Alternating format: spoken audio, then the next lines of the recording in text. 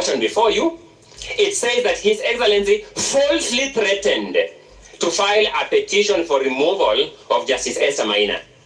How can the Deputy President be accused of falsely threatening when in fact he has filed the complaint? Where is the falsehood when there is a pending complaint?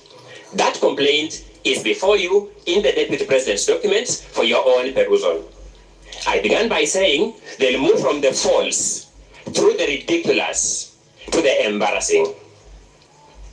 At paragraph 78C, you'll be told that His Excellency routinely summons procurement officers in ministries and state institutions and instructs them to direct procurement of goods and services in a specific manner. No officer from any ministry will swear an affidavit claiming to have been summoned to award any procurement for any goods or any services in a particular manner. In fact, what you'll have before you is actually very ridiculous. You will be told that there was a tender for supply of mosquito nets that was cancelled in May 2023. Then a local company that was an agent of the supplier was following for the return of its bid bond in July, 2 months after the cancellation of the tender. How can you influence a tender that was cancelled 2 months ago? I told you it will move from the false through the ridiculous to the embarrassing. Now, the more interesting one is at paragraph 78A. You will be told that His Excellency bullied Kenya Medical Supplies Agency officials into awarding a tender for the supply of mosquito nets to Crystal Limited. Good people, Crystal Limited was not even a bidder for that tender. It will move from the false through the ridiculous to the embarrassing.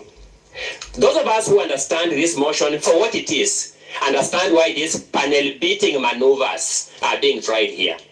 The motion as presented and approved by the National Assembly will remain in our constitutional history as the most embarrassing motion ever approved by a House of Parliament in the Commonwealth. We respectfully submit. You'll be told at paragraph 58 that His Excellency is reasonably suspected to be the principal beneficiary of what are called dubious transactions by Lusona Events Limited. You will then go to the allegations on Lusona Events Limited and you want to see those transactions, how are they terminating to the Deputy President? You will not come across any connection. They will just say, a director of this company will withdraw some money from his own company, the Deputy President is a director, none of his family members are director. That person withdrew money from his company, bought a motor vehicle in his own name. The mover will say, I'm therefore drawing a reasonable conclusion that the Deputy President is the beneficiary of this. Good people, the word reasonable has meaning known to law. I submit very respectfully that this falls short of the definition of the word reasonable suspicion. I submit it actually gravitates towards unreasonable suspicion. Now let's look at this. You'll be told that His Excellency has acquired 40 acres of land in Kakuret, Kamburaini in Nyeri. Evidence before you will show that this is land that the Deputy President in fact bought from a current member of the National Assembly. So he knows that member. In 2015, before he even joined state office as a member of parliament, you are told that the purchase of this land in 2015 shows that in the last 2 years, the Deputy President has amassed immense wealth. I began by saying, let's be elementarily decent. One of the most frustrating things about preparing for such a hopelessly conceptualized, hopelessly crafted, and hopelessly presented case is that you begin doubting yourself because you begin wondering, what am I not seeing? Land bought from a sitting member of the National Assembly in the year 2015 is supposed to be evidence that in the last 2 years, His Excellency regarding Gachagua has amassed immense wealth from the office of the president to acquire that property. Now, let's look at paragraph 45G. You'll be told that His Excellency has acquired 80 acres of land in Meru County. No land registration number is provided. Not even an affidavit of a neighbor who says, I know yes, this land is my neighbor. Just an allegation by the mover of this motion like that. And the Swahili say, ukistaajabu ya Musa utaona Firauni. This mover of this motion stood before the National Assembly and said, just believe me for this statement as it is. The first joke. The second joke, the National Assembly actually believed him and approved the motion. You'll be told that paragraph 45H, that His Excellency has acquired a dairy farm in Nyandarua County. Now, I guess we all have a common understanding what a dairy farm is. His Excellency has no dairy farm in Nyandarua County. The move of this motion does not give us any evidence of this dairy farm in Nyandarua County. You'll be told that His Excellency has used the office of the Deputy President to corruptly influence unnecessary and expensive renovation of his official residence in Karen and Mombasa. What will shock you is this, good people. The contract for the renovation of the official residence of the Deputy President was signed by the controller of State House. Unless the move of this motion wants to make a claim that the Deputy President conspired with the State House to have this contract executed. Number two, it will be known to all of us as members of Parliament that the money for renovation of this official residence was approved by the National Assembly. Is the National Assembly conceding that it approved the money for unnecessary expenditure by government? How can the National Assembly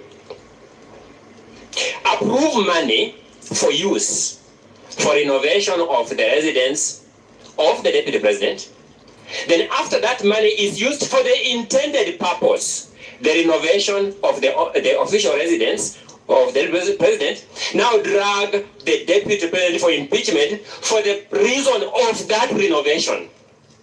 I said it will move through the ridiculous to the embarrassing.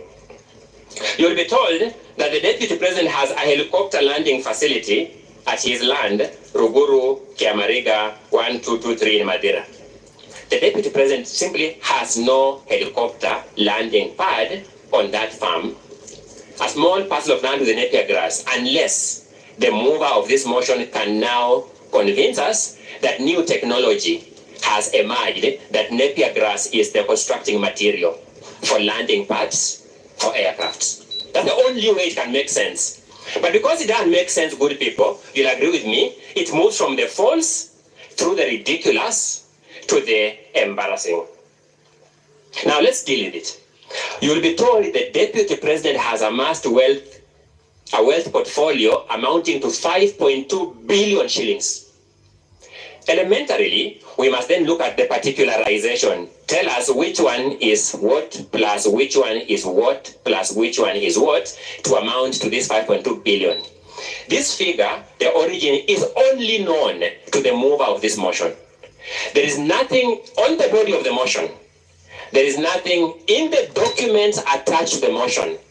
There is nothing in the video clips to be played by the mover of this motion that tells us mathematically how he arrived at this figure of 5.2 billion shillings. Then when the charges were read, distinguished senators, you had some 22 companies being read one by one. Thank you. 22 companies. A number of things will surprise you. You'll just find a company listed called Spiritway Limited. Nothing in this motion tells us what wrong has this company done. Nothing in the motion, completely. It just listed that the way it is. Fortis Vis Group Limited. Nothing in this motion tells us what wrong has Fortis Group Limited done. They're just companies whose names have been listed, and we have spent the taxpayers' money this afternoon listening to these companies' names being written, with nothing in this motion telling us. So what wrong has Dorcas Regardie Foundation done? What act are you complaining of for that company? What omission are you complaining of in respect of that company? Heartland Supplies Limited, you just find a name of a company there. No wrongdoing is alluded to it. No allegation is made against it.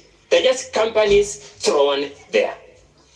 Distinguished senators, the Romans called their assembly, which was the equivalent of this Senate, the patres. It was an advisory council. That name was derived from an old Latin word meaning father. Senate derives its name from the Latin word senex, meaning old man. All these words are supposed to address the sagacious, the state of wisdom of the Senate. If this Senate lives true to its historical origin as the patres, if this Senate lives true to its Latin origins as the senex, the old man, the wise man, it will see through these lies, it will see through this ridiculousness, it will see through these embarrassing statements. If time were to permit, I will take you through other allegations that meet the same test of falsehood, ridiculousness, and embarrassment. Fortunately for us, the rules of procedure permit us to cross-examine the move of this motion and the respective witnesses as a way of bringing forth these lies much more clearly. We shall do that when the time presents itself. At the end of it all, we shall beseech you to do two things: to be true to your oath of office as senators, to be true to your oath of office as senators, to pour through this evidence, to listen keenly to this evidence, to make a decision premised on the evidence as tested here in cross-examination. And if you do that, we have no doubt in our mind, you will reach the same conclusion that what has been presented before you as a most consequential motion, perhaps in our lifetime, is false, is ridiculous, is embarrassing. I rest the governor's opening statement. That is the Deputy President Council. It's not the governor. My apologies, Mr. Speaker. I have been here multiple times on governance, and I think that is what was reigning in my mind. I rest the Deputy President's opening statement. My apologies for that. Very well. Now, honorable senators, we will now move to hear the case of the National Assembly. Now, the National Assembly has 3 hours to present its case, meaning all the witnesses, evidence in chief, cross-examination will be given 2 hours. The legal team for the Deputy President, you'll have 2 hours to cross-examine the witnesses as presented by the National Assembly. Clerk, you may now usher in the first witness of the National Assembly.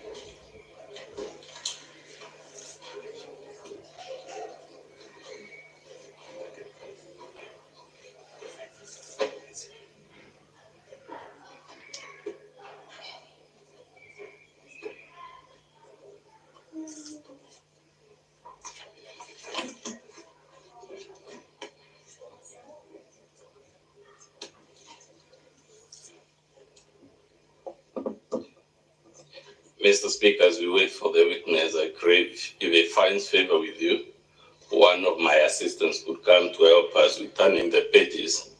I reckon that way we would move much faster. He's got Boniface Mawira. He should be perhaps in the gallery.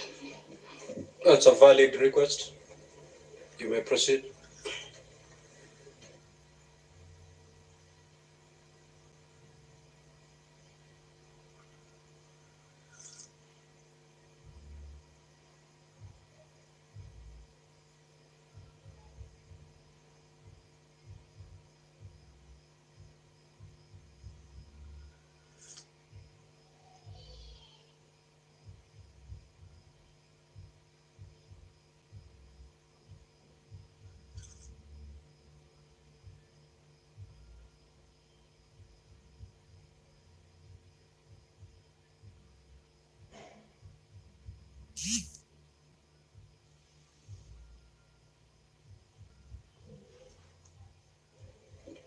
Counsel for the National Assembly, where are your witnesses coming from? They're taking too long.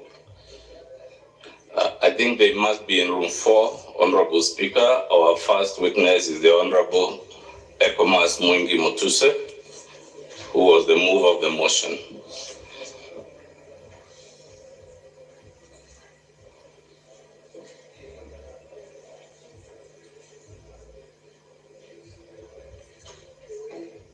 Are you sure he's not deserted you?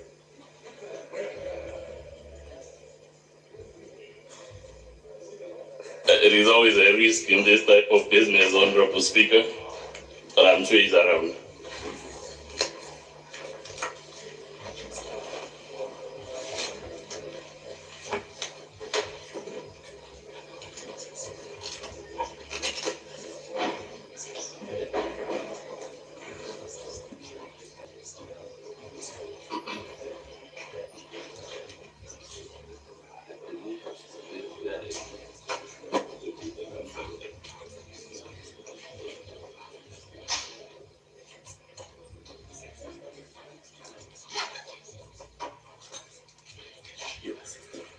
So, Counsel, before you proceed, you first introduce yourself and the team. Yes, for the record, Honorable Speaker, my name is Mudomi Diankolu.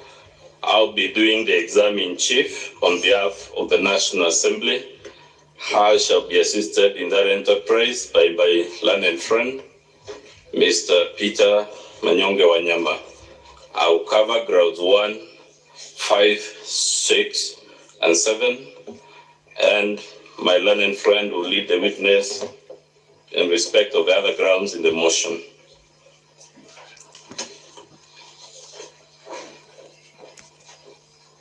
May the witness take the oath. I, Mwengi Mutuse, do solemnly swear that the evidence that I shall give before the Senate in respect of the matters before the Senate shall be the truth, the whole truth, and nothing but the truth. So help me God. Your 3 hours starts running from now. So, good afternoon, sir. Again, just for the record, confirm your name and what you do for a living. Mr. Speaker, Honorable Senators, my name is Mwengi Mutuse. I'm the Member of Parliament for Kibwezi West constituency, and I was the mover of the instant motion that is before your consideration in the National Assembly. I am also an advocate of the High Court of Kenya by profession. So great. Let's go straight to the motion due to the constraints of time. Honorable Speaker, the motion is in volume 1 of the Assembly's bundle of documents. And allegation number 1 runs from pages 3 to 10 of volume 1. So, without much ado, Honorable Mutuse, let's go to allegation number 1 of your impeachment motion. Can you tell the Senate in very condensed summary what is the grievance you have raised against His Excellency the Deputy President? Honorable Speaker, Honorable Senators, on our ground 1 allegation against the Deputy President is that he has violated various articles of the Constitution that we have listed, being Article 10.2a, 10.2b, Article and C, Article 27, Article 731a, Article 732b, 751c, Article 129, as well as Article 147.1 as read together with Article 131, 2c and b. And basically, what we are saying is that the Deputy President in the last 2 years has been in various places within the Republic of Kenya and has been publicizing a notion that Kenya is a company that is owned by shareholders, and only those who have shares in the company called Kenya, according to him, will benefit in terms of development and service delivery from the Republic. And it is our contention that Kenya is not a company. Kenya is a republic that is supposed to serve all Kenyans. And the particular articles of the Constitution that we have cited because of time also speak to the functions of the Deputy President being able to promote national unity and the country, citizens of Kenya being able to receive services and development from the government, including appointments, without discrimination. So that is in short. Let's quickly go through some of those provisions. If you could be shown the preamble to our Constitution, what does that paragraph say? Mr. Speaker, honorable senators, the preamble to our Constitution, and I read the third paragraph: proud of our ethnic, cultural, and religious diversity. Underline ethnic, cultural, and religious diversity, and determined to live in peace and unity as one indivisible sovereign nation. One indivisible sovereign nation. We'll come to the evidence you have adduced to support this shortly, but are the utterances you complain about consistent with that constitutional provision? Definitely not at all. Let's go quickly to Article 10. What does it say? Article 10.1. The national values and principles of governance in this article bind all state organs, state officers, public officers, and all persons whenever any of them A, applies or interprets this Constitution, B, enacts, applies or interprets any law, or C, makes or implements public policy decisions. But, honorable member, someone would say these are just utterances and we surely can't remove a deputy president from office because he has a loose tongue or something like that. What is the problem with these utterances in the context of our history as the Republic of Kenya? Number one, the constitutional context is that they bind all state officers and the deputy president is a state officer. So there are no two ways. You cannot choose the laws to obey and which not to obey. But number two, we have also had an history in our country. All of us would remember that we had clashes in Likoni in 1992 where populations were displaced. We had problems in Molo, every other cycle of election cycle, 1992, 1997. Even most recently, the country almost torn apart during the post-election violence of 2007 and 2008. There are examples within the region. Rwanda, Burundi is still struggling. As we speak today, Congo is fighting. Across the globe, Yugoslavia, there has been problems, Bosnia, all these countries. And they all began from utterances of this nature. So is it your testimony, therefore, that utterances of the type we're about to see are a threat to the very existence of Kenya as a republic? Indeed, that is my testimony. Is our lived history consistent with the submission that those are not utterances that should emanate from the Deputy President of the Republic? Not just the Deputy President of the Republic, but not from any citizen of the Republic. But Honorable Mutuse, have you placed any evidence? You say the Deputy President has been doing this for 2 years. Have you placed any material to prove these allegations? Yes. We have placed videos, evidence in the form of videos that have been recorded in meetings where the Deputy President has been attending, being video 1, video 2, video 3, video 4, video 8 and video 11, which contain utterances of the Deputy President in that regard. Mr. Speaker, I request we play video number 1 from the National Assembly set of videos.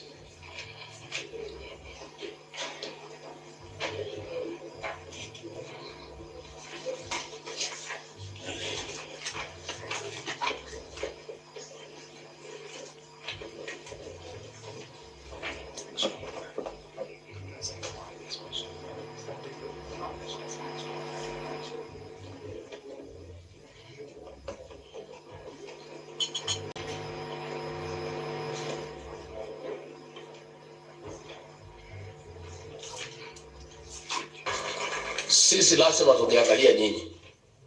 Hii serikali ni kampuni na ni ya shares. Sindio? Ni ya shares. Kuna wenye kampuni, wale wako na shares mingi, kuna wale wako na chache, kuna wale hawana. Sasa nyinyi mli-invest kwa hii kampuni ya William Ruto na Rigathi Gachagua. Sasa lazima mvune. Yule ambaye alipanda atafanya nini? Simulipanda, simuliamuka mapema, mukasema mutaki kusikia mambo ya ile system na nini, muka invest, mukapanda, mukapalilia, mukaweka mbolea, mukamwagilia maji, wakati ya kuvuna ndio huu. Na ikakuwa namna hiyo. Najua wengine wananikashifu ati mimi nasema ati wale walipanda wavune kwanza. Iko makosa? Iko makosa? Hata wao watavuna lakini wangoje. Si wale walipanda ni wavune kwanza. Wakishavuna wavune ile tabaki kidogo, wale wakupanda waingie watafute huko nini ile tapatikana wachukue wakwende. Si iko namna hiyo? Na itakuwa namna hiyo. Ndio watu wakipiga kura waelewe hii kura ni kusema nini. Hii kura iko na maana. Nyinyi hamwezi piga kelele huko, mpige kelele. Unasema William Ruto ni bure, hawezi, mnaita yeye majina, alafu akipata, akigawa, mnapiga laini atibuko pale mbele. Ati mnataka mpite wale walisema anafaa atibukue pale mbele. Inawezekana? Mimi kazi yangu pale kwa Ikulu ni hiyo. Ni kupanga hiyo laini. Hapo ni kazi mimi napanga hapo. Mimi naangalia kwa laini, nikiona wewe ulipanda, natoa wewe nyuma, napeleka wewe mbele. Because of the constraint of time, Honorable Mutuse, what did these utterances mean and what were they understood by any fair-minded Kenyan to mean? The ordinary meaning is that there are Kenyans who are supposed to benefit from the Kenyan government, and there are other Kenyans who are not supposed to benefit from the Kenyan government. And His Excellency the Deputy President will make sure only those who voted for the present government benefit from the government. And those who did not vote for the government will not get any benefits because they are not shareholders. Are those utterances consistent with the national value of human dignity in Article 10B? Not at all. Are they consistent with the value of national unity in Article 10A? Not at all. Are they consistent with social justice in Article 10(2)B? Not at all. What about inclusiveness? Indeed, they are divisive. What about equality? Not at all. What about non-discrimination? They are very discriminative. What about protection of the marginalized? They do not protect the marginalized, they marginalize them further. We could go on and on, sir. Are those utterances consistent with any of the articles you claim in ground 1 have been violated? Not at all. Let's play video number 2, Honorable Speaker.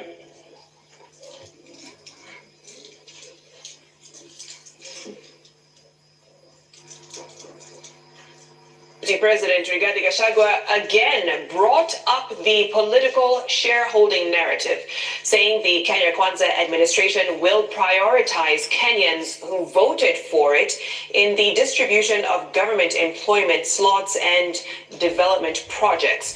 Well, Gachagua spoke in Nandi County, where he led other government officials in a church service and thereafter a fundraiser at Kurgung Boys High School. Ayub Abdikadir reports.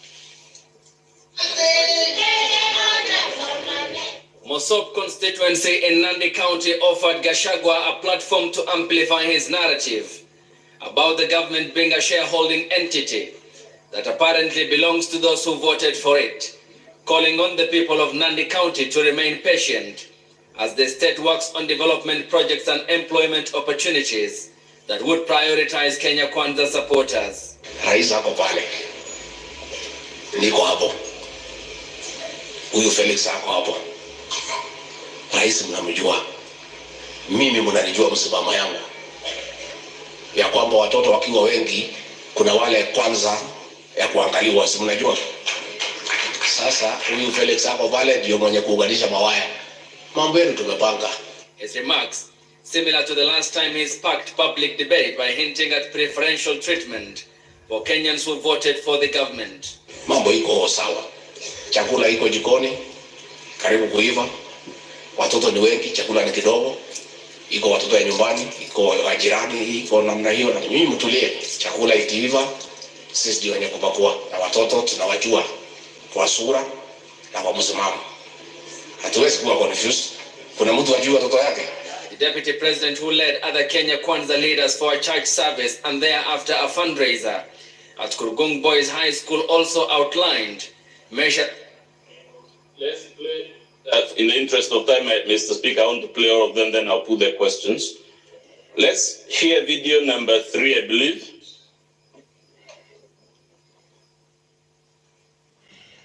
Gachagua says he has no apologies to make over his shareholders' narrative, saying those who voted in the Kenya Kwanza government should reap big from the government. Well, Gachagua, who was speaking in Nandi County, where he led a fundraiser towards the construction of the ACK Plaza in Kapsabet town, also dismissed claims that there are differences between himself and President William Ruto.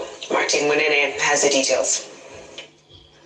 Deputy President Rigathi Gachagua was in President William Ruto's Rift Valley backyard on Sunday, where he presided over a fundraiser in aid of Kapsabet ACK Church.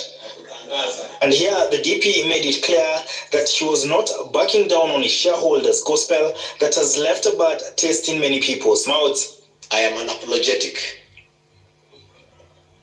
to demand and to insist that those who believed in William Ruto and supported him to a man have every right to benefit immensely from his government. I have no apology. Let's play video number 4, 8, and 11 in that sequence. Serikali, a government is like a company. There is shareholding. Kuna wale who have invested a lot of shares. Kuna wale wameweka kidogo. Kuna wale wamekataa. Lakini wote ni wa Kenya. So ndio tukasema kama wewe umeenda kupanda mahindi, ama wacha nipeane example ya ng'ombe kwa sababu niko Kajiado. Wewe uko na ng'ombe yako ya maziwa. Hiyo ng'ombe imezaliwa ikiwa njao, umeichunga vizuri, umepatia majani, umenunulia dairy meal, umepatia chumvi, umepeleka kwa malisho, umepatia maji, imezaa, imeanza kukamuliwa. Wewe unatakiwa kwanza ukuwe mtu ya kwanza kukamua hiyo ng'ombe na kukunywa maziwa. Serikali, a government is like a company. There is shareholding. Kuna wale who have invested a lot of shares. Kuna wale wameweka kidogo. Kuna wale wamekataa. Lakini wote ni wa Kenya. So ndio tukasema kama wewe umeenda kupanda mahindi, ama wacha nipeane example ya ng'ombe kwa sababu niko Kajiado. Wewe uko na ng'ombe yako ya maziwa. Hiyo ng'ombe imezaliwa ikiwa njao. We can go to the next because we see an element of repetition. Let's go to the next video.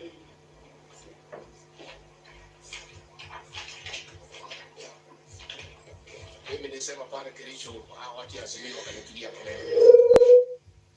Nikasema Kenya hii kila mtu afanyiwe kazi. Kwa sababu kila mtu analipa kodi. Na hao wabunge wakiongozwa na Kimani Ichung'wa wako pale bunge. Wagawe pesa kwa kila mtu Kenya. Na hivyo ndivyo inaendelea. Yes, video number 11. Kika watu ya kukusaidia. Utatafuta.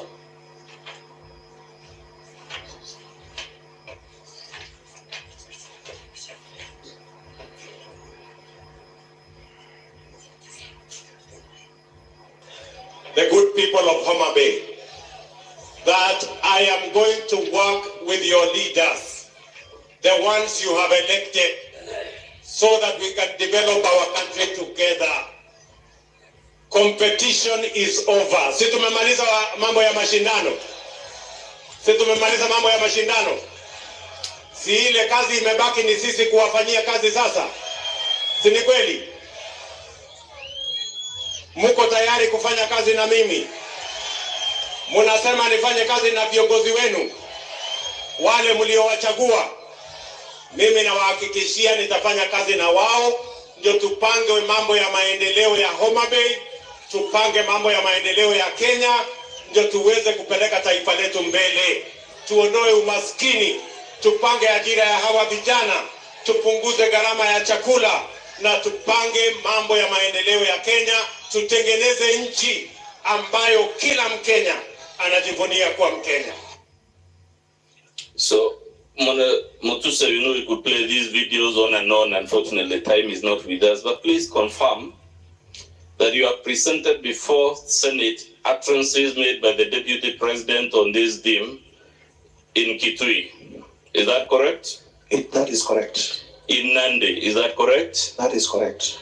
In Kericho, is that correct? That is correct. In Kajiado? That is correct. Please confirm it is in public domain. These utterances have been made in very many other places. These were just illustrations. Indeed, I suspect they have been made even in the counties represented by the senators seated here. Have these been isolated aberrations, or has it been a consistent campaign and mantra by the Deputy President across the Republic? It has been consistent, and as the Deputy President says, unapologetic. But he also played for us a video where the President is speaking. How does it compare with the utterances in the campaign by his deputy?